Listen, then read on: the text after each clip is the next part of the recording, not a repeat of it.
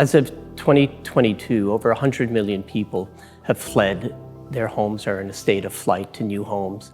And this is a very conservative estimate. As people are fleeing from one place to another, they're inhabiting temporary shelters, and this is what we call the away stations. Mabel and I both come from families who have very recent histories of migration. In fact, Mabel and I are each of the first generation that isn't going to be forced to resettle. Away Station was acquired for SFMOMA's permanent collection of architecture and design in 2004. It talks about the experience of migration, which is a topic that is often missing from, the canon of architecture.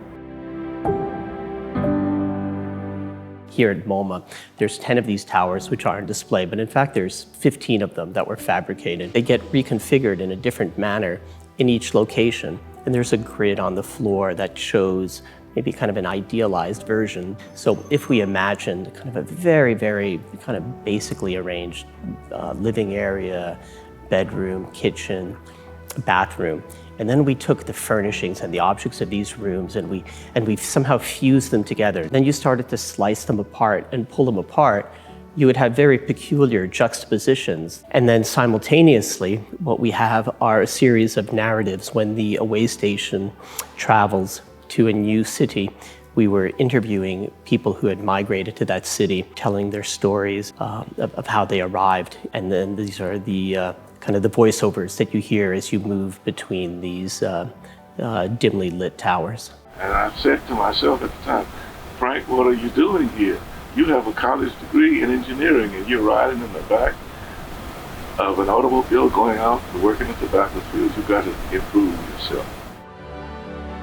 The project is constructed with two primary materials: plywood, which is a reference to stability and permanence, and then items which have been cast in resin, which have a murkiness to them, a dreamlike quality. Away Station is about being caught between fear and hope, between home and homelessness. It's about collection of objects that we might take with us in flight, but probably more so, it's about the objects which we keep in our memories, that we treasure and that we take with us. One of the towers in Away Station had 2 drawers, and in the drawers in resin are children's books, and they were in Bangla. It took me home for a second. I think it's one of the things that's really magical about Away Station.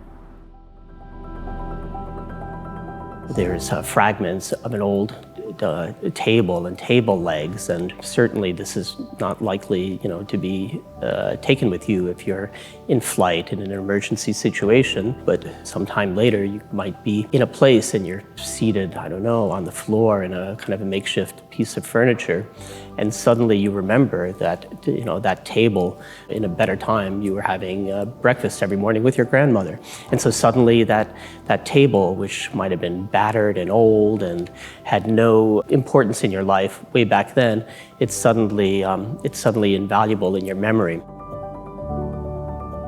Speaking as an architect, I absolutely believe that architecture is always an act of optimism. Looking at the histories of my family and Mabel's family and seeing all of the away stations that they were forced to inhabit across their lifetimes, ultimately this led to a place of greater stability for me and for Mabel, which opened new doors that their generations didn't have.